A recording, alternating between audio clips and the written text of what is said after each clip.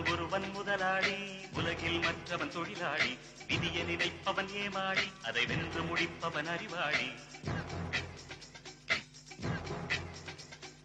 ஒருவன் முதலாளி, உலகில் மற்றவன் தொழிலாளி. விதியை நினைப்பவன் ஏமாளி, அதை வென்று முடிப்பவன் அறிவாளி.